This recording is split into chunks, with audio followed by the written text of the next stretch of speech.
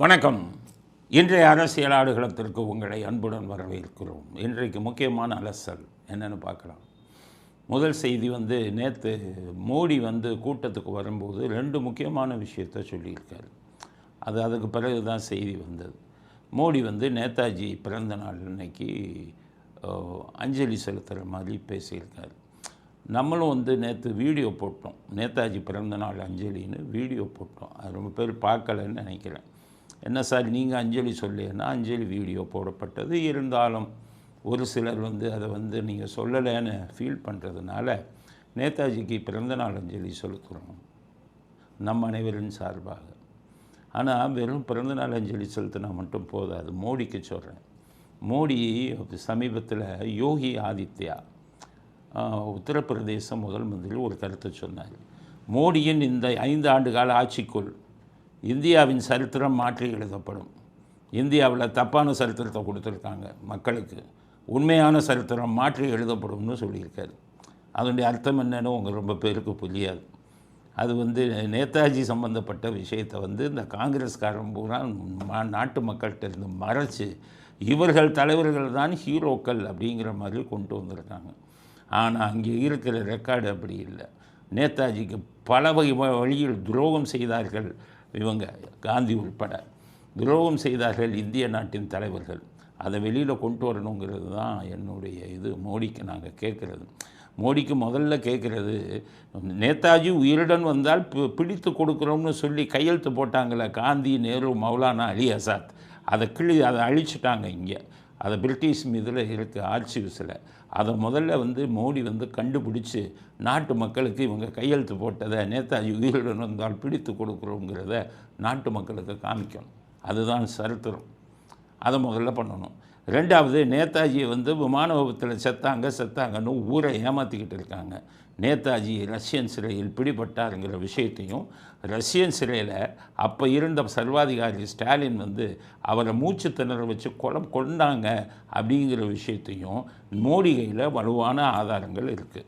இவ்வளவு நாள் ரஷ்யாவின் பகைவர்கள்னு பயந்துக்கிட்டு இருந்தாங்க. இப்போ புட்டின், ரஷ்ய அதிபர் புட்டின்கிட்ட மோடி சொல்லி, புட்டின் தாராளமாக உண்மையை சொல்லுங்கள், அப்போ இருந்த ஸ்டாலின் செஞ்சதுக்கு நாங்கள் எப்படி பொறுப்பாகும், தாராளமாக சொல்லுங்கன்னு அனுமதி கொடுத்து விட்டதாகவும் செய்தி வந்திருக்கிறது. அதனால தான் யோகி ஆதித்யா இந்தியாவின் சரித்திரம் மாற்றி எழுதப்படும் சொன்னதுக்கு காரணம், இப்படிப்பட்ட நம்பிக்கை துரோகத்தை நேருவுக்கு தெரிஞ்சு தான் அவங்க கொண்டு இருக்காங்க. நேரு அமைதியாக இருந்திருக்கிறார், வெளியில் யார்கிட்டையும் சொல்லலை. பெரிய வேடிக்கை என்னென்னா, அவரை இதில் கொலை செய்யப்பட்ட பிறகு நேருவின் மரணத்தில் மர்மம் இருக்கா, ஹெலிகாப்டர் இதில் விமானத்தை விபத்தில் அவர் செத்தாரான்னு கமிஷன் அமைச்சார் நேரு. இதெல்லாம் சரித்திரத்தில் கொண்டு வரணும்ல, யார் ஹீரோ யார் வில்லன்னு தெரியணும்ல. அதனால் அவர் சொல்லக்கூடிய, யோகி ஆதித்யா சொல்லக்கூடியதையும் உண்மையை வெளியில் கொண்டு வாங்க. அதுக்கடுத்தது நேதாஜி ஒளிந்திருக்கும் போது இவருக்கு கடிதம் எழுதினாங்களே, 3வது நீங்கள் செய்ய வேண்டியது, நேரு நேதாஜி இங்கே ஒளிஞ்சிருக்காரு, பிடிங்க உங்களுடைய எதிரி அப்படின்னு சொல்லி எழுதின கடிதம் ஷியாம்லால் ஜெயின் அவருடைய பிஏ கொடுத்த வாக்கு மூலம் கோச்சே நேதாஜி இதுக்காக அமைக்கப்பட்ட கோஷ்லே கமிஷன் அதில் பதிவானதை மக்களுக்கு காமிங்க. அதுதான் நீங்கள் நேதாஜிக்கு உண்மையான பிறந்தநாள் அஞ்சலி செலுத்துறது. நீங்கள் இந்த விஷயங்களெல்லாம் வெளியில் கொண்டு வரணும். அதுக்கு அடுத்தது என்னென்னு கேட்டிங்கன்னா, முக்கியமானது, நேதாஜி இறந்த பிறகு நேரு பிரதமர் ஆனதுக்கப்புறம் நேதாஜியுடைய உறவினர்கள் அவங்க தம்பி இவங்கள் வீட்டுக்கு வந்த கடிதத்தை நேரு வேவு பார்த்து கொண்டிருந்தார் அப்படிங்கிற ஆதாரம் கிடச்சிருக்கு. அந்த ஆதாரத்தை இதில் கொடுத்துட்டாங்க, பப்ளிக் டொமைனில், அந்த டீகிளாசிஃபைட் ஃபைலில் கொடுத்துருக்காங்க. ஆனால் அதை வெளியில் கொண்டாந்து ஏன் நேரு வேவு பார்த்தாருங்கிறத நீங்கள் புரிஞ்சுக்கணும். அதாவது நேதாஜி ஒரு வேளை செத்துட்டாருன்னு சொல்கிறாங்க, இதில் ரஷ்யா ஸ்டாலின் நான் தூக்கில் போட்டோம், கழுத்தை நெரித்து கொன்றோம் சிறையில்னு சொல்லிட்டாரு. அது உண்மையா? ஒரு வேளை இவர் எங்கேயும் தப்பிச்சிட்டாராமுங்கிறதுக்கு பார்க்குறதுக்காக நேரு பிரதம மந்திரி ஆனதுக்கு பிறகும் நேதாஜி வீட்டுக்கு வந்த கடிதத்தை பூரா மானிட்டர் பண்ணியிருக்காரு. ரகசியமாக ஆய்வு செய்து தான் அனுப்பியிருக்காங்க. ஏன்னா ஒரு வேளை நேதாஜி வேறு எங்கேயாச்சும் உயிரோடு இருக்காரா என்பதை தெரிந்து கொள்வதற்காக, பதவிக்காக என்ன வேஷம் போட்டாங்க. அப்போ இந்த உண்மையெல்லாம் சொல்லியிருந்தா தானே உங்களுக்கு இந்திய சரித்திரம் சரியாக வரும். இந்த உண்மையை சொல்லுங்கள் அப்படிங்கிறது தான் யோகி ஆதித்யா இந்திய சரித்திரம் மாற்றி எழுதப்படும்னு சொன்னதோட அர்த்தத்தை மோடி வந்து பிறந்தநாள் அஞ்சலி செலுத்தினா மட்டும் பரவாயில்ல, நீங்கள் வந்து இந்த ரகசியங்கள் எல்லாம் வெளியில் கொண்டு வரணும். இன்னொன்று பக்கத்தில் நம்ம கிளமண்ட் அட்லே அதாவது இந்திய இங்கிலாந்து பிரதமர், அவர் பதவியிலேருந்து முடிஞ்சு பதவி இப்போ எல்லாம் இழந்ததுக்கப்புறம் இதுக்கு கல்கட்டாவுக்கு வெஸ்ட் பெங்காலுக்கு வந்து அங்கே இருக்கிற விருந்தினர் மாளிகையில் தங்கி இருக்கும்போது அங்கே இருக்கிற கவர்னர்கிட்ட ஒரு ரகசியத்தை சொல்லியிருக்காரு. அவங்க கேட்டாங்களே, கவர்னரு, இந்தியாவுக்கு நீங்கள் தானே சுதந்திரம் கொடுத்தீங்க, ஏன் கொடுத்தீங்க, என்ன கட்டாயம் வந்ததுன்னு சொல்லும்போது, நாங்கள் இந்தியாவிற்கு சுதந்திரம் கொடுத்தது காந்திக்காக அல்ல, நேதாஜிக்காக. காரணம், நேதாஜி ஐஎன்ஏ படைகளை எழுப்பின உடனே எங்ககிட்ட இருந்த இராணுவத்தில் பெரும்பாலானவர்கள் இந்தியர்களாக இருந்தார்கள். அவங்க எல்லாம் நேதாஜிக்கு ஆதரவாக மாறிட்டாங்க. எந்த நேரத்திலும் இராணுவத்தில் இருப்பவர்கள் எங்களுக்கு எதிராக திரும்பி விடுவார்கள். அதனால் இன்னமும் நாம் இந்தியாவில் இருந்தால் நாம் அடித்து விரட்டப்படுவோம். காரணம், நேதாஜி எழுப்பிய எழுச்சி அந்த அளவுக்கு போயிடுச்சு. அதோட நேதாஜி வந்து விமான விபத்தில் இறந்ததாக சொன்னதை வந்து நாங்கள் நம்பலை. அவர் ஒருவேளை எங்கேயும் உயிரோடு இருந்து ஒரு பெரிய புரட்சியை உருவாக்கி நம்மளை அடித்து துரைச்சிட்டா நமக்கு அசிங்கம் அப்படின்னு சொல்லி நான் தான் பார்லிமெண்ட்டில் அவர்களுக்கு சுதந்திரத்தை கொடுத்து விடுவோம்னு சொல்லி மேற்கு வங்காளத்தில் ஆளுநராக இருந்தவரிடம் சொல்லியிருக்காரு. அதற்கான ஆதாரங்கள் இருக்குது. அதையும் நாட்டு மக்களுக்கு தெரியப்படுத்துங்க. சுதந்திரம் கிடைத்ததற்கு உண்மையான காரணம் யார்? வெறும் அடியை மட்டும் வாங்கிட்டு அஹிம்சான்னு சொன்னது தான் சுதந்திரத்துக்கு காரணமாக, இல்லை வெள்ளைக்காரனுக்கு ஒரு பயத்தை உருவாக்கி புரட்சியை உருவாக்கி விடுவார்களோங்கிற பயத்தில் வெள்ளைக்காரன் நம்மை விட்டு வெளியேறியானா அப்படிங்கிற உண்மையை நாட்டு மக்களுக்கு ஆதாரங்களுடன் சொல்லுங்கள். அதுதான் உண்மையான நேதாஜிக்கு நீங்கள் கொடுக்கும் உண்மையான அஞ்சலியாக இருக்கும் அப்படிங்கிற கருத்தையும் மோடி அவர்களுக்கு நன்றி சொல்லும் அதே வேளையில் இந்த கருத்தையும் பதிவு செய்ய விரும்புகிறோம். அடுத்தது, மோடி நேற்று பேசுனதில் முக்கியமானது பேசியிருக்காரு. நம்ம திமுக அரசாங்கத்தை மாஃபியான்னு சொல்லியிருக்காரு. மோடி வந்து ஒரு நாட்டின் பிரதமர், அவர் பேசுகிறாருன்னா அதுக்கு ஆதாரம் எப்போவுமே இருக்கும். மோடி வந்து இதுக்கு முன்னாடி திமுகவை இவ்வளவு மோசமாக விமர்சித்தது இல்லை. உங்களுக்கு இவர் பார்த்திங்கன்னா அமித்ஷா வந்து நிறைய விமர்சிச்சிருக்காரு. மோடி வந்து ரொம்ப மோசமாக விமர்சிக்க மாட்டார். அப்படிப்பட்டவர் இன்றைக்கி மாஃபியான்னு சொல்லியிருக்காரு. மாஃபியா எதை? திமுகவை. அப்போ மாஃபியாவுக்கு உண்மையான தமிழ் அர்த்தம் என்னன்னா கொள்ளையர்களின் கூட்டம்னு அர்த்தம். அப்போ ஒரு மாநில அரசாங்கத்தையும் அது முதலமைச்சரையும் பார்த்து கொள்ளையர்களின் கூட்டம்னு ஒரு நாட்டு பிரதமர் சொல்கிறாருன்னா கையில் எவ்வளோ ஆதாரம் இருக்கும் அவங்களுக்கு? இதை விட கேவலம் என்ன இருக்குது நம்ம தமிழ்நாட்டுக்கு? நம்ம தமிழ்நாட்டை ஆண்டு கொண்டு இருக்கும் நமது முதல்வரை பிரதம மந்திரி வந்து மாஃபியா கேங்குன்னு சொல்கிறாருன்னா அப்போ அதை விட என்ன இருக்குது? அதனால் இந்த வார்த்தையை கேட்டதுக்கப்புறமும் இன்னும் பதில் பேசாமல் இருக்கீங்களே ஸ்டாலின் அவர்கள்லாம். ஸ்டாலின் பதில் பேசியிருக்காரு. என்ன பதில் பேசியிருக்காரு தெரியுமா? என்ன சொல்லியிருக்காருன்னா, ஸ்டாலின் தேசபக்தியே எங்களுக்கு சொல்லிக் கொடுக்காதீங்க அப்படின்னு சொல்லியிருக்காரு.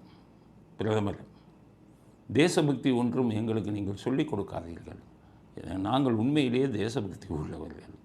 இதை விட சிரிப்பு என்ன இருக்குது? யாரும் எங்களுக்கு தேசபக்தி குறித்து பாடம் எடுக்கிற நிலையில நாங்களும் இல்லை. தேசபக்தி பாடம் எடுக்கக்கூடிய அளவுக்கு இந்த தேசத்துக்காக அவங்க போராடியவங்களும் இல்லை. தேசபக்தி, நாங்கள் தேசபக்தி உள்ளவர்கள். தேசபக்தியை எங்களுக்கு சொல்லிக் கொடுக்கணும், உங்களுக்கு தான் சொல்லிக் கொடுக்கணும். சரித்திரம் என்ன? சரித்திரம் என்ன? வெள்ளைக்காரனை போட்டு என்ன பாடுபடுத்துனீங்க? இந்தியாவை விட்டு போகாத, இந்தியாவுக்கு சுதந்திரம் கொடுக்காதன்னு சொன்னவங்க நீங்கள் தானே. அப்போ தேசபக்திக்கு உங்களுக்கு பாடம் எடுக்காமல் யாருக்கு பாடம் எடுக்கிறது? சுதந்திரம் கிடைச்ச இன்றைக்கி கருப்பு கொடி ஏற்றுனீங்கல்ல உங்கள் அப்பா உட்பட வீடுகளில். அப்போ தேசபக்திக்கு வந்து உங்களுக்கு தானே பாடம் சொல்லி கொடுக்கணும். உங்கள் தலைவர்கள் எல்லாம் பிரிவினையை போதிச்சவங்களாச்சே. உங்கள் அப்பா இலங்கையிலிருந்து இந்தியன் பீஸ் கீப்பிங் ஃபோர்ஸ்னு இந்திய அமைதிப்படை வரும்போது என் தமிழர்களை கொன்ற இந்திய இராணுவத்தை நான் வரவேற்க போக மாட்டேன் அப்படின்னு சொல்லி நாட்டு இராணுவத்தை நீங்கள் வந்து இதாக பேசுனீங்கல்ல, கொச்சைப்படுத்தி. அப்போ என் தமிழர்களின் உயிரை வாங்கியன்னு சொன்ன அதே இதில் அந்த தமிழர்களை நமது சோனியா தலைமையில் இருந்த ஆட்சி கொன்று குவித்த போது அந்த தமிழர் பாசம் எங்கே போச்சு உங்களுக்கு? அன்றைக்கி வேறு மாதிரி நடிச்சிங்கல்ல. அதனால் தேசபக்தியை உங்களுக்கு தான் சொல்லிக் கொடுக்கணும். அப்புறம் அவர் சொல்கிறார், அண்ணா இருந்தார், கருணாநிதி இருந்தார், எம்ஜிஆர் இருந்தார், ஜெயலலிதா இருந்தாங்க. அப்போ இருந்த எல்லா கவர்னர்களுமே ஒன்றும் பிரச்சனை கொடுக்கலையாம், ஒழுங்காக இருந்தாங்களாம்.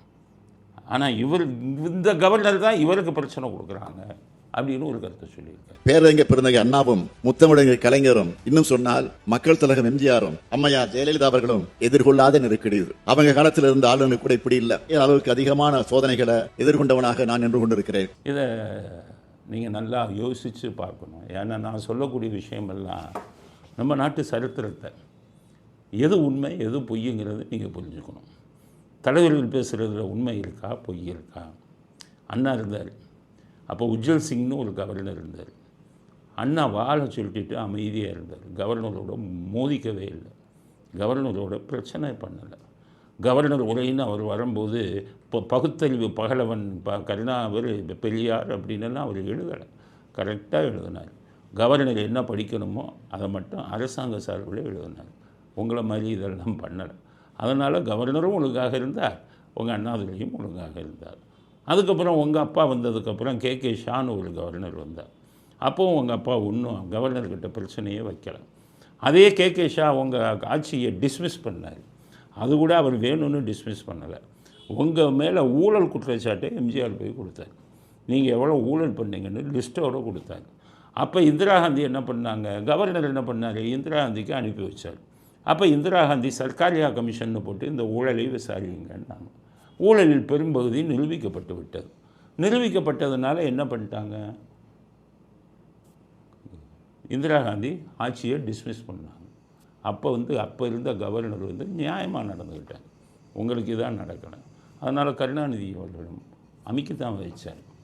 ஸோ இப்படித்தான் அவரும் இவங்ககிட்ட எதுவும் மோதலை. ஆக கருணாநிதி அவர்களும் கவர்னர்கிட்ட மறைச்சிக்கார். இப்போ எம்ஜிஆர் அவங்கெல்லாம் நீங்கள் பார்த்தீங்கன்னா கவர்னர்கிட்ட அட்ஜஸ்ட் பண்ணி போனாங்க. குரானா அப்படின்னு கவர்னர் இருந்தார் எம்ஜிஆர் இருக்கும்போது. எம்ஜிஆர் வாய் பேச முடியலை, அங்கேருந்து வந்தார். எம்ஜிஆரை முதலமைச்சர் பதவிக்கு பதவி பிரமாணம் எடுக்க முடியுமா எடுக்க வேண்டுமான்னு கேட்டாங்க. ஏன்னா பதவி பிரமாணத்தை படிக்க முடியாது அவரால். வந்த புதுசில் சிகிச்சை முடிஞ்சு வந்த புதுசில் ராஜீவ்காந்தி அங்கே இருந்துக்கிட்டு எம்ஜிஆர் பேசுகிறாரா கேட்டார். அவர் எப்படி பதவி ஏற்க வரலாம்? குரானா கவர்னர் எங்கேருந்து சொன்னார் எம்ஜிஆரிடம். இல்லை அவர் பேசுகிறாரு, அவர் பேசுகிறது புரியுதுன்னாரு. ஆனால் உண்மையிலேயே அப்போ பேசக்கூடிய நிலையில் எம்ஜிஆர் இல்லை. அவரை காப்பாற்றினவர் யாருன்னு கேட்டிங்கன்னா அப்போ இருந்த கவர்னர் குரானா. காரணம் எம்ஜிஆர் அவர்கிட்ட அப்படி நடந்துக்கிட்டார். குரானாவுக்கு அவர் உடம்புல சரியில்லைங்கும் போது கண்ணீர் விட்டார். நல்ல மனுஷராச்சுன்னு. அப்படி ஒவ்வொருத்தரும் நல்ல பேர் வாங்கினாங்க. உங்களை மாதிரியா அடிதடி போயிட்டு மோதிக்கிட்டு இருக்கு, கல்லை விட்டு அடிக்கிறீங்க, இது விட்டு இப்படியா கவர்னரிடம் நடந்து கொண்டார்கள்? ஜெயலலிதாவை எடுத்துக்கோங்க, சென்னாரெட்டி பிரச்சனை பண்ணார், பெரிய இதெல்லாம் ஆச்சு. ஜெயலலிதா அப்படி இருந்தும் அவங்ககிட்ட அப்படியே அட்ஜஸ்ட் பண்ணி சரி நம்ம முதலமைச்சர், அவங்க கவர்னர், அவங்களுக்கு அதிகாரம் இருக்குது. பீஷ்மநாராயண சிங்னு ஒரு கவர்னர் வந்தார். அவர் ரொம்ப சோக்கு பேர்வழினா ஆடம்பர பேர்வழி. சில விஷயங்கள் நான் சொல்ல முடியாது அப்போ நடந்த விஷயங்களை. ஆனால் ஜெயலலிதா அவங்கள கண்டுக்கவே இல்லை. அவங்களுக்கு எப்படின்னு கேட்டிங்கன்னா ஒரு கவர்னருக்குரிய வசதிகள்லாம் அவங்க வீக் பாயிண்ட்டை பற்றி அவங்க கண்டுக்கவே இல்லை. அது பண்ணி போனாங்க. ஃபாத்திமா பிபின்னு ஒரு கவர்னர் வந்தாங்க ஜெயலலிதா இருக்கும்போது. அப்போ ஜெயலலிதா அவர்கள் அவங்ககிட்ட அனுசரித்து போனாங்க. இப்போ இது பார்த்திங்கன்னா உங்களுக்கு அடையாருக்கு பக்கத்தில் பெசன்ட் நகரில் கருணாநிதி அரசாங்க நிலத்தை அவருக்கு வேண்டியவங்களுக்கெல்லாம் கொடுத்தாரு. கமிஷனராக இருந்தவங்க, ஐஏஎஸ், இவருடைய பிஏ, இவருடைய டாக்டர் எல்லாத்துக்கும் கொடுத்தாரு. ஜெயலலிதா வந்தோன்னே அதை கேன்சல் பண்ண போகிறேன்னாங்க ரத்து. கருணாநிதி அதை யார் யாருக்கு கொடுத்தாங்களோ அதில் கவர்னராக இருந்த ஃபாத்திமா பிபிக்கு உறவினர் ஒருத்தவங்க இருந்தாங்க. கருணாநிதி அவங்கள கூப்பிட சொல்லி நீங்கள் ஃபாத்திமா பிபிகிட்ட சொல்லுங்கள், ஜெயலலிதா ரத்து பண்ணிடுவாங்க, நான் வேண்டிய ஆளுக்கெல்லாம் கொடுத்துருக்கேன்னு சொன்னார்.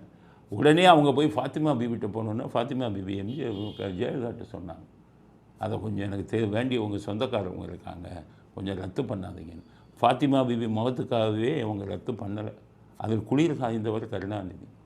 அப்போ என்ன அர்த்தம்? கவர்னர்கிட்ட நம்ம நல்லபடியாக எதுக்கு ஜெயலலிதா இவங்க திமுகவுக்கு எல்லாத்துக்கும் கொடுத்துட்டாரு, அதை ரத்து பண்ணணும்னு நினச்சவங்க ஏன் நின்னாங்க? கவர்னரை பகிச்சுக்கூடாது. ஃபாத்திமா பிபவங்க அவங்க கவர்னர் என்ன இருந்தாலும் அவங்க கேட்குறது நியாயம் இல்லாமல் இருந்தாலும் சரி அட்ஜஸ்ட் பண்ணி போகணும் அப்படின்ட்டு அவ்வளவு முரண்டு பிடிக்கக்கூடிய ஒரு குணம் கொண்ட ஜெயலலிதா அவர்களே கவர்னர்களை அட்ஜஸ்ட் பண்ணி போனாங்க. ஆனால் நீங்கள் என்ன பண்ணுறீங்க? நல்லா யோசிங்க. கவர்னர் என்ன தப்பு பண்ணார்? ஏதோ அவர் தப்பு பண்ண மாதிரி ஸ்டாலின் பேசுகிறீங்களே, போயிட்டு தேசப்பற்று வந்து எங்கிட்ட சொல்லிக் கொடுக்காதங்கிறீங்களே. கவர்னர் படிக்க போகிறாருன்னா ஒரு ஜெய்ஹிந்தை சேருங்கன்னா சேர்த்துருங்களேன். இன்னும் குடிமொழிக்கு போதா? நீங்கள் தான் தேசபக்தியை பற்றி கிளாஸ் எடுக்காதுங்கிறீங்களே, அதை வேணுன்னே எடுக்கிறீங்களே. அப்போ கவர்னர் கோவம் வருமா வராதா? தேசிய கீதம் பாடுன்னு சொல்கிறாருன்னா முடிஞ்சது. அப்போ நல்ல முதலமைச்சராக இருந்தால் சபாநாயகர் கூட்டியோ கவர்னர்கிட்ட பிரச்சனை வைக்காதையா? என்னையா கேட்குறாரு? நம்ம தமிழ் தாய் வாழ்த்த முதல்ல பாடு, அதுக்கப்புறம் தேசிய கீதத்தையும் போட்டு விடு, முடிஞ்சு போச்சு பிரச்சனை. அவங்களோட போயிட்டு தேசிய கீதம் பாட மாட்டேன்னு தகராறு பண்ணால் யார் மேலே குற்றம்? கவர்னரை குற்றம் சாட்டுறீங்களே, எப்படி ஏற்றுக்கொள்ள முடியும்? ஒவ்வொரு விஷயத்திலையும் நான் தாங்க இதாவேன், ஏன் சான்சலர் ஆவேன், யூனிவர்சிட்டிக்கெல்லாம் வேந்தர் ஆவேன், இருக்கிற சட்டத்தை மாற்றி கொடுத்தா அவர் எப்படி ஒவ்வொரு இது கொடுப்பார்? அப்ரூவல் எப்படி கொடுப்பார்? அனுமதி எப்படி கொடுப்பார்? அவர் யோசிக்கிறார். பல்கலைக்கழகத்திலெல்லாம் படித்தவங்க இருக்காங்க, அரசியல்வாதி வரக்கூடாதுன்னு யோசிக்கிறாரு. அப்போ நீங்கள் தப்பு பண்ணிவிட்டு அவர்கிட்ட நீட் தேர்வை விளக்குன்னு போடுறீங்க. அவருக்கு என்ன யோசிக்கிறாரு? சுப்ரீம் கோர்ட்டு நீட் தேர்வை வந்து இருக்கணும்னு சொல்லிட்டாங்க. நீங்கள் வாட்டுக்கு நீட் தேர்வு விளக்கு போடு மசோதா, கவர்னர் கையெழுத்து போட மாட்டேங்க இப்படியெல்லாம். அப்புறம் எப்படி படித்தவர் இல்லையா? அவர் யோசிக்கிறாரு. உங்களுக்கெல்லாம் ஒன்றும் தெரியல. ஒரு வருஷம் கழிச்சு தெரியுது, ஆமாம் நீட் தேர்வு விளக்கு வாங்க முடியாது, அவன் சுப்ரீம் கோர்ட்டில் ஆர்டர் இருக்குன்னு நீங்கள் புரிஞ்சுக்கிறதுக்கு ஒரு வருஷம் ஆகுது. அவர் படித்த மனுஷன் அவர்கிட்ட போய் இதெல்லாம் கொடுத்தீங்கன்னா அப்படி என்ன அர்த்தம்? பொன்முடிக்கு வந்து 3 வருஷம் தண்டனை கொடுத்தாச்சு, ஜெயில் தண்டனை. கவர்னர் வந்து அவருக்கு பதவி பிரமாணம் கொடுக்க மாட்டேங்கிறாரு. என்ன பண்ணுறீங்க? சுப்ரீம் கோர்ட்டில் போய் அதை நிறுத்தி அதை இது பண்ணி ஸ்டே வாங்கி மறுபடியும் கொடு, கவர்னர் நீ பதவி ஏற்போயின்னா தப்பு யார் மேலே? 3 வருஷம் ஆனவர் ஒருத்தர் ஊழல் மந்திரி வந்து இந்த மந்திரி ஆகக்கூடாதுன்னு நினச்ச கவர்னர் மேலே தப்பா? 3 வருஷம் ஜெயிலுக்கு போக வேண்டிய மந்திரிக்கு திருப்பி மந்திரி பதவி கூடுன்னு சொன்ன நீ உங்கள் மேலே தப்பா? அப்போ நீங்கள் கவர்னரை குற்றவாளி மாதிரி ஆக்குனா என்ன? செந்தில் பாலாஜி மேலே எஃப்ஐஆர் இருந்தது, இலாக்கா இல்லாத மந்திரின்னு கொடுக்குறீங்க. கவர்னர் ஒத்துக்க மாட்டேங்கிறாரு. அவர் மேலே எஃப்ஐஆர் இருக்குங்க, அவர் மேலே நிறைய குற்றச்சாட்டு இருக்குது, கொடுக்க மாட்டேங்கிறாரு. கூடுன்னு சொல்லி தகராறு பண்ணீங்க நீங்கள். அப்போ இப்போ வந்துக்கிட்டு கவர்னர் தான் தப்பாக பண்ணுறாரு. அப்போ இருந்த கருணாநிதி, அண்ணாதுரை, எம்ஜிஆர், ஜெயலலிதா இப்படி ஆள் இல்லைன்னா அவங்க இந்த வேலை பண்ணலை. கருணாநிதியோ எம்ஜிஆரோ அண்ணாதுரையோ இவங்களோ நீங்கள் பண்ண வேலை பண்ணலை. அதனால் உங்கள் முதையை திரும்பி பாருங்கள். நான் உங்களை தாக்கி பேசணுங்கிறதுக்காகவே பேசலை. உங்கள்கிட்ட இருந்த நல்ல விஷயங்கள் எல்லாம் நான் பாராட்டியிருக்கேன். உங்களுக்கு பல விஷயங்கள் பேச முடியாது. உங்கள்கிட்ட இருக்கிற சில நல்ல விஷயங்களே என்னால் முழுசாக பேச முடியாது. அதுக்கு பல காரணங்கள் இருக்குது. ஆனால் உங்களிடம் நல்ல விஷயங்களை விட கெட்ட விஷயங்கள் அதிகம் இருக்க, அதை சுட்டி காட்டுவது தானே ஒரு ஊடகத்தின் ஒரு தர்மம். அதனால தான் உங்களுக்கு சுட்டி காட்டுறேன். நீங்கள் இதெல்லாம் சொல்லாதீங்க. என்ன பிஜேபி வந்து பெரிய நாட்டுப்பற்று உள்ளவர்களாங்கிறீங்க. அவன் ஒவ்வொரு இதுலேயும் பாரத் மாதாக்கு ஜெய், பாரத் மாதாக்கு ஜெயின்னு சொல்லிக்கிட்டு இருக்காங்களே இன்றைக்கி வர. அப்புறம் என்ன இருக்குது? அதில் என்ன நாட்டுப்பற்று உள்ளவங்க தானே அவங்க. ஒவ்வொரு இதுலேயும் அவங்க செஞ்ச நிறைய விஷயங்கள் இருக்கு. ஒன்றொன்னா அடிக்கிட்டு போகலாம். அடுத்ததில் இந்த திருமாவளவனுக்கு பதில் சொல்லும்போது அதெல்லாம் நான் சொல்கிறேன். பிஜேபி நாட்டுக்காக என்ன செஞ்சாங்கங்கிறத திருமாவளவன் கேட்குறாரு, அதுக்கு சொல்லும்போது சொல்கிறேன்.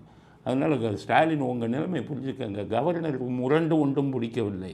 நீங்கள் ஒன்றும் தெரியாமல் கவர்னரிடம் போய் சட்டத்துக்கு எதிராக பல விஷயங்களை பண்ணி அவரோடு மோதி கொண்டிருப்பது தான் முரண்பாடுகளுக்கு காரணமே ஒழிய கவர்னர் மனசாட்சியுடன் தான் செயல்படுகிறார்.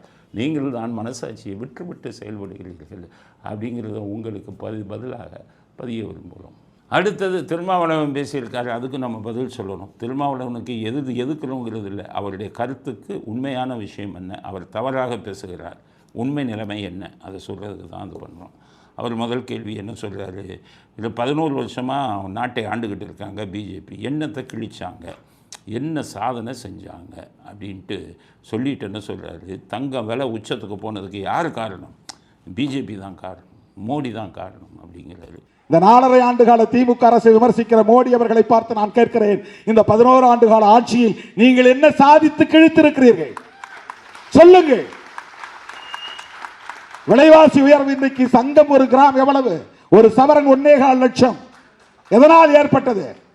அவர் திருமாவளவன் எம்எஸ்சி படித்தேன்னு போட்டிருக்காரு. தடையல்வியல் துறையிலெல்லாம் அவர் வேலை பார்த்தாரு. அதனால் எம்எஸ்சி படிச்சிருக்க வாய்ப்பு இருக்குது. நானே அவரை தடையல்வியல் துறையில் பார்த்துருக்கேன். ஏன்னா அந்த காவல்துறையும் அந்த தடையறிவுத்துறையும் ஒரே பில்டிங்கில் இருந்தது. அப்போ அவரை பார்த்துருக்கேன். அதனால் எம்எஸ்சி படிச்சிருக்காரு. இல்லைன்னா எம்எஸ்சி படிக்கலன்னா அங்கே வர முடியாது. ஸோ எம்எஸ்சி அளவுக்கு படித்த ஒரு நீங்கள் தங்கம் விலை வந்து உலக மார்க்கெட்டை வச்சு தான் அவன் நிர்ணயிக்கிறாங்களே ஒழிய இந்திய மார்க்கெட்டை வச்சு நிர்ணயிக்கிறாங்க. அந்த அடிப்படை விஷயம் கூட எம்எஸ்சி படித்தவங்களுக்கு தெரிய வேணாமா? நான் மக்களை ஏமாற்ற பார்க்குறீங்களா? தங்க விலை இந்தியாவில் கூடிச்சான். ஏன் இந்தியாவில் மட்டுமா தான் கூடிச்சு? இப்போ இந்தியாவில் 1 லட்சத்து விற்கித அமெரிக்காலையும் கனடாலையும் 50,000 ரூபாய்க்கா விற்கிது, 30,000 ரூபாய்க்கா விற்கிது. உலகம் முழுவதும் இந்த 1 லட்சம் ரூபாய்க்கு தானே விற்கிது. அப்போ தங்கம் விலை உயர்வுக்கு இன்டர்நேஷ்னல் மார்க்கெட், உலக மார்க்கெட்டு தான் காரணம். அப்போ நீங்கள் மக்கள் பார்க்குறவங்க என்ன நினைப்பாங்க? ஓ, இவங்க பிஜேபி வந்து தான் ஏறிடுச்சுன்னு. இதே தவறை, இதே ஏமாற்று வேலையை 1979 தேர்தல் நடந்தபோது கருணாநிதி உபயோகித்தார். 1979 எம்ஜிஆர் போய் ஜனதா கட்சிக்கு ஆதரவு கொடுத்தார். மொரார்ஜி தேசாய் தலைமையில் இருந்த ஜனதா கட்சிக்கு. அப்புறம் சரண் சிங்னு வந்த உடனே அவர்களுக்கும் ஆதரவு கொடுத்து அதிமுக சார்பில் மந்திரிங்கள்லாம் கொடுத்தாங்க. அப்போ அதுக்கப்புறம் இந்திரா காந்தி வந்துட்டாங்க, தேர்தலில் நின்னாங்க. அப்போ மொரார்ஜி தேசாய் அவங்க இருக்கும்போது தங்கம் விலை கூடிச்சு. அப்போ கருணாநிதி என்ன பண்ணார்? இந்திரா காந்தியோடு நிற்கும்போது, மக்களே பார்த்தீர்களா, தாலிக்கே தங்கம் இல்லை. எம்ஜிஆர் ஆட்சி, அப்போ எம்ஜிஆர் ஆட்சி தமிழ்நாட்டில் நடக்குது. தாலிக்கு தங்கம் இல்லை. எம்ஜிஆர் ஆட்சியில் தங்கம் என்ன விலைக்கு போயிடுச்சுன்னு எம்ஜிஆர் கூட சொன்னார். இவராவது மோடியை குறை சொல்கிறார் பிரதமரை. கருணாநிதி மாநில முதலமைச்சர் எம்ஜிஆர் விலையை குறை சொன்னார். ஜனங்க பூரா நம்பிட்டாங்க. ஓ, தங்கம் விலைக்கு எம்ஜிஆர் தான் காரணம். தங்க விலை இருந்ததுக்கு அப்போ இருக்கிற மக்களுக்கு தங்கம் உலக பொருளாதாரத்தின் மையமாக வைத்துத்தான் விலை ஏறுகிறது. இங்கு என்ன விலையோ அமெரிக்காவிலும் அதே விலை உலகம் முழுவதும் இருக்கும். சவுதி அரேபியாவிலேருந்து ஒவ்வொரு பாகிஸ்தான்லேருந்து இலங்கையிலேருந்து பங்களாதேஷிலேருந்து எல்லா இடத்திலும் இதுதான் விலை. அப்போ மோடி தான் அதுக்கு காரணமாக இருந்தால் பங்களாதேஷில் விற்கிறதுக்கு அந்த பிரதமரை ராஜினாமா பண்ண சொல்லுவீங்களா? ஸ்ரீலங்காவை பிரதமரை ராஜினாமா பண்ண சொல்லுவீங்களா? ட்ரம்பில் போய்கிட்டு இங்கே ஏறிச்சுன்னு சொல்லுவீங்களா? இது உலக பொருளாதாரம், உங்களுக்கு புரியாதா அது? அப்போ மக்களை ஏமாத்துகிற வேலை தானே நீங்கள் பேசுனது. இன்றைக்கி ஆமாம், அவங்க செய்யக்கூடிய இன்றைக்கி உலக பொருளாதாரத்தில் இந்தியா 3வது இடத்தை பிடிச்சிருக்க. அப்போ அதுக்கு காரணம் என்ன? இதை சாதனைன்னு சொல்ல மனசு வரலையா உங்களுக்கு? திருமாவளவன் பாகிஸ்தான் நடந்த போரில் பாகிஸ்தானை நசுக்கிட்டாங்கல்ல. எவ்வளோ பெரிய வெற்றி, இமாலய வெற்றி. இப்படி ஒரு வெற்றி வேறு நாட்டில் நடந்திருந்தா பிரதமரை தலைமையில தூக்கி வச்சு ஆடுவாங்க. 1971 72 இந்தியா பாகிஸ்தான் போர் நடந்தபோது இந்திரா காந்தி அந்த போரில் வெற்றியடையும் போது உலகமே இந்திராவை தலையில் தூக்கி வச்சு ஆடினது. ஆனால் அதை விட பெரிய வெற்றி இப்போ நடந்த வெற்றி. அப்போது பார்த்திங்கன்னா அந்த இதில் இந்தியா வீரர்கள்லாம் இதில் போனாங்க, பேராசூட். இந்திய வீரர்கள்லாம் பேராசூட்டில் போய் 1 லட்சம் பேர் அப்படியே இறங்கினாங்க பங்களாதேஷில். உலகம் முழுவதும் மிகப்பெரிய வெற்றியாக பேசப்பட்டது. ஆனால் இந்த தடவை நான் வந்து பிஜேபியை தாக்கி பேசுகிறேன். ஸோ இப்போ நான் போய் உண்மை மோடியை பற்றி பேசுகிறேன்னா அதெல்லாம் உண்மை. அதுக்காக நல்லது செஞ்சவங்க நல்லது செஞ்சால் அதை பாராட்டணும், கெட்டது செஞ்சால் திட்டணும். நான் இப்போ மோடி செஞ்சதில் இந்த பாகிஸ்தான் வார் இருக்கேன், அன்றைக்கி 1 லட்சம் பேர் போய் இறங்கினாங்க. ஆனால் ஒரு வீரர் கூட உயிரையே இழக்காமல் டெக்னாலஜியை வச்சு வெறும் ஏவுகணைகளை வச்சு சின்ன பின்னமாக்கியிருக்காங்க பாகிஸ்தானை. எல்லா இந்தியனும் வந்து இதை பாராட்டி தான். இதை பாராட்டுவதற்கு திருமாவளவனுக்கு மனம் இல்லையா? என்னத்தை கிழிச்சார் மோடின்னு கேட்குறீங்களே. இதை விட ஒரு நாட்டுக்கு என்னது பண்ண முடியும்? பொருளாதாரம் ஸ்டெடியாக இருக்குது. இது மாதிரி சிறுபான்மையினர் முஸ்லீம்களை எதிராக இருக்காங்கன்னா முஸ்லீம்கள் இன்னும் யாரும் தாக்கப்படுறாங்களா? இந்தியாவில் எந்த மாநிலத்திலேயாவது இஸ்லாமியர்கள் தாக்கப்படுகிறார்களா? அவங்க பாட்டுக்கு தான் இருக்காங்க. ஏன் ட்ரிபிள் தலாக்கு முத்தலாக்குங்கிறத எடுத்து இஸ்லாமிய பெண்களுக்கெல்லாம் இப்போ ஒரு விடிவு காலம் வந்திருக்கு. கோர்ட்டுக்கு போய் அவங்க நஷ்ட ஈடெல்லாம் வாங்குகிறாங்க, ஜீவனாம்சமெல்லாம் மற்ற பெண்களை பூரா வாங்குகிறாங்க. அதில் வந்து இஸ்லாமிய பெண்கள் எல்லாம் வந்து மகிழ்ச்சியாக தானே இருக்காங்க. இப்போ சமீபத்தில் ஈரானில் இது நடக்கும்போது ஈரானில் பாதிக்கப்பட்ட இஸ்லாமியர்கள் எல்லாம் பத்திரமாக மீட்டு கொண்டாந்து சேர்த்துருக்காங்க. அப்போ இஸ்லாமியர்களுக்கு எதிராக இருக்காங்கன்னு ஏன் இது பண்ணி சொல்கிறீங்க? அரசியல் பேச வேண்டும் என்பதற்காக திருமாவளவன் கண்டதையும் பேசாதீங்க அப்படிங்கிறது அது திருமாவளவனுக்கு வந்து ஒரு அறிவுரையாக கூற விரும்புகிறேன். இதெல்லாம் சொல்லிவிட்டு இன்னும் சொல்கிறாரு, ஸ்டாலின் அவர்கள் தலைமையில் எவ்வளவு சாதனை செய்திருக்கிறார்கள் தெரியுமா? எத்தனை வாக்குறுதியை நிறைவேற்றினாங்கன்னு சொல்லுங்கள்.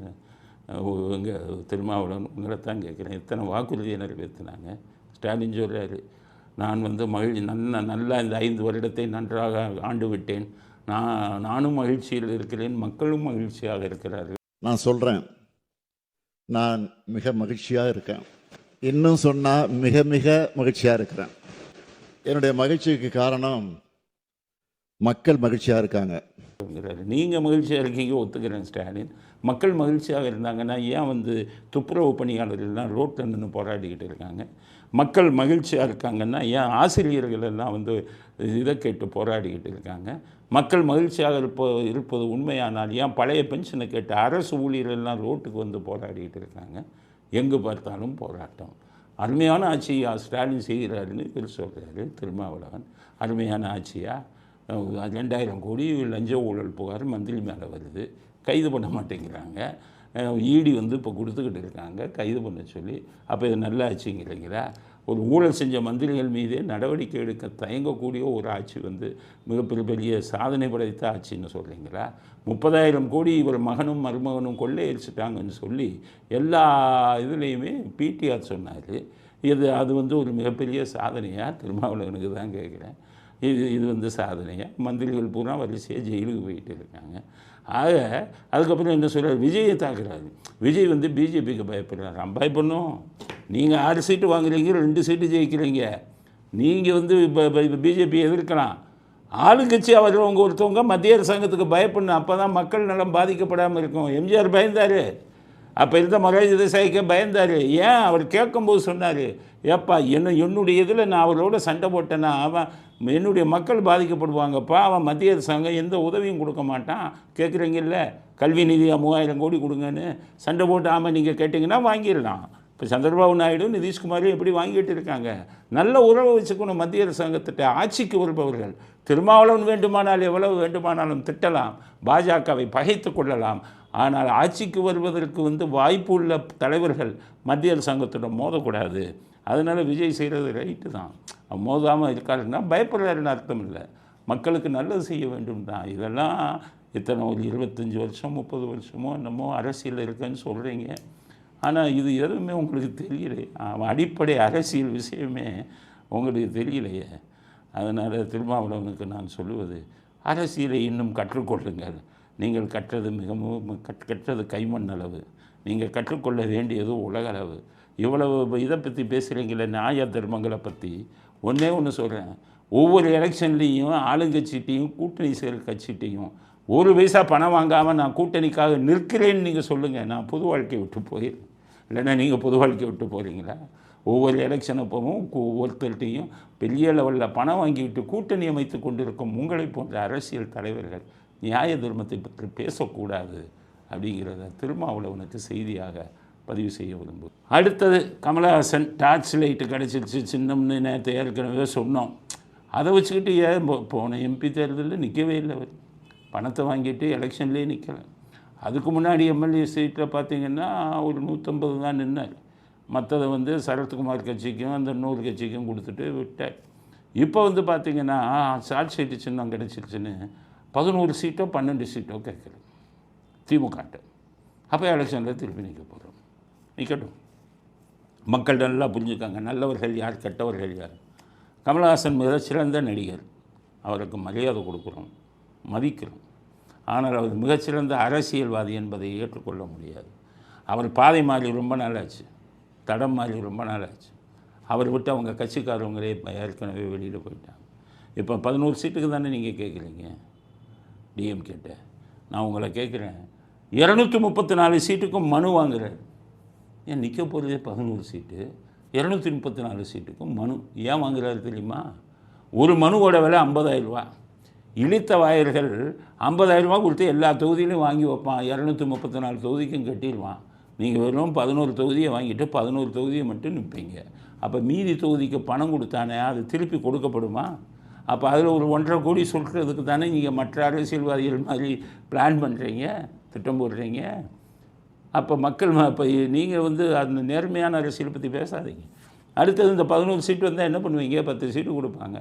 ஒவ்வொரு சீட்டுக்கும் நீங்கள் இது சீட்டு கொடுக்க போகிறவங்ககிட்ட 5 கோடி வாங்குவீங்களா இல்லையா? அப்போ அதில் ஒரு 50 கோடி. அப்போ அரசியலை வியாபாரமாக்குறதுல நீங்களும் தானே பண்ணிக்கிட்டு இருக்கீங்க. அதனால் கமலஹாசன் சொல்கிறேன், முதல்ல 10 சீட்டை வாங்குங்க. எத்தனை சீட்டு 10 கிடைக்குதோ அந்த 10 தொகுதிக்கு மட்டும் இது வாங்குங்க, விருப்பம். அவங்ககிட்ட மட்டும் 50,000 வாங்குங்க. 234 இதையும் வச்சுக்கிட்டு நீங்கள் வாங்குவது எந்த நிலையிலும் ஏற்றுக்கொள்ள முடியாது. அது ஒரு சந்தர்ப்பவாத அரசியல் என்பதை கமலஹாசன் அவர்களுக்கு தெரிவித்துக் கொள்கிறோம். இத்துடன் இன்றைய அரசியல் ஆடுகளம் நிறைவு பெறுகிறது. மீண்டும் நாளை புதிய செய்திகளுடன் உங்களை சந்திக்கிறோம். நன்றி, வணக்கம், ஜெய் ஹிந்த்.